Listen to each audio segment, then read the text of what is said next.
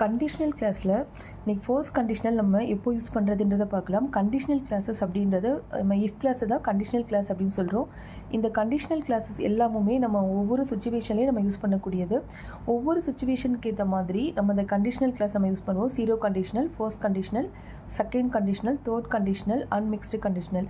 இப்போ இந்த zero conditional அப்படின்றது ஒரு எப்பவுமே பொதுவாக நடக்கக்கூடிய ஒரு விஷயங்கள், அது எப்பவுமே மாறாது. ப்ரெசண்ட்டை பற்றி நம்ம பேசும்போது ஜீரோ கண்டிஷனல் யூஸ் பண்ணுவோம்.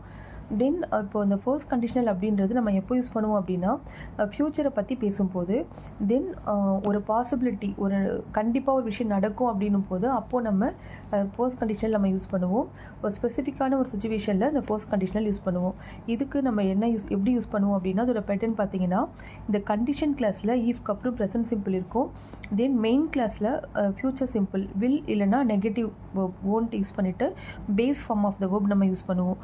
தென் இப்போ எக்ஸாம்பிள் பாருங்கள். If I pass the exam I will celebrate. Okay, நான் வந்து பாஸ் பண்ணினேன். If I pass the exam அப்படின்றது இந்த கமா வரைக்கும் இருக்கிறது தான் கண்டிஷன் கிளாஸ். கண்டிஷன் அப்படின்னா சுச்சுவேஷன். அந்த if I pass the exam, நான் பாஸ் பண்ணேன்னா ஐ வில் செலிப்ரேட், நான் செலிப்ரேட் பண்ணுவேன். ஸோ இதுதான் வந்து இப்போ இங்கே ஐக்கு அப்புறம் பார்த்தீங்கன்னா இது வந்து மெயின் கிளாஸ், ரிசல்ட் கிளாஸ் அப்படின்னு சொல்லலாம்.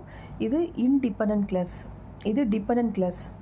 இங்கே ஐக்கு அப்புறம் பாருங்கள் ஃப்யூச்சர் சிம்பிள் யூஸ் பண்ணியிருப்போம்.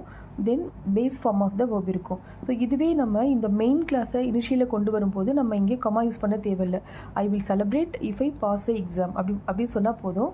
தென் I will celebrate if I will pass the exam அப்படின்னு சொல்லக்கூடாது. எப்போவுமே வந்து இந்த ஈஃப் கண்டிஷன், ஈஃப் இருக்கு இல்லையா கண்டிஷன் கிளாஸ், அதுக்கப்புறம் நம்ம அந்த வில் வந்து நம்ம யூஸ் பண்ணக்கூடாது. இப்போ கண்டிஷன் அப்படின்றது ஈஃப்க்கு அப்புறம் ப்ரெசன்ட் சிம்பிள் இருக்கும். ரிசல்ட் கிளாஸில் will plus base form of the verb இருக்கும். இப்போ example, if you do as I say you will soon pick up your business. நான் சொல்கிற மாதிரி நீ செஞ்சேன்னா உன்னோட பிஸ்னஸ் வந்து டெவலப் ஆகும் அப்படின்னு சொல்கிறது. சம்டைம் நம்ம மாடல் வேர்பும் யூஸ் பண்ணுவோம் இந்த ஃப்யூச்சர் சிம்பிள் வரும்போது. அது வந்து ஃப்யூச்சர் ஃபீலிங்கை நம்ம சொல்லும்போது அப்போ நம்ம மாடல் வேர்ப் யூஸ் பண்ணலாம். Then if you marry her she will make you happy. அவ்வளோ நீ மேரேஜ் பண்ணினா ஒன்று ஹாப்பியாக வச்சுருப்பா அப்படின்னு சொல்கிறது. ஸோ இந்த கம்மா வரைக்கும் இருக்கிறது கண்டிஷன். இது வந்து ஒரு situation. If you marry her, நீ எவ்வளோ மேரேஜ் பண்ணனா, அடுத்து என்ன ஆகும், she will make you happy. So இது எல்லாமும் வந்து ஒரு ஸ்பெசிஃபிக்கான ஒரு சுச்சுவேஷனில் நம்ம சொல்கிறது. மாடல் வேர்ப் நம்ம எப்போ யூஸ் பண்ணுவோம் அப்படின்னா, if it rain we can play tennis. இங்கே பார்த்தீங்கன்னா மழை பெஞ்சா நம்மளால் டென்னிஸ் வந்து விளையாட முடியாது. இப்போ இது எல்லாமே வந்து மாடல் வேர்ப் தான். மாடல் வேர்ப் அப்படின்றது can, may, shall, will, must, இது எல்லாமும் மாடல் வேர்ப் தான்.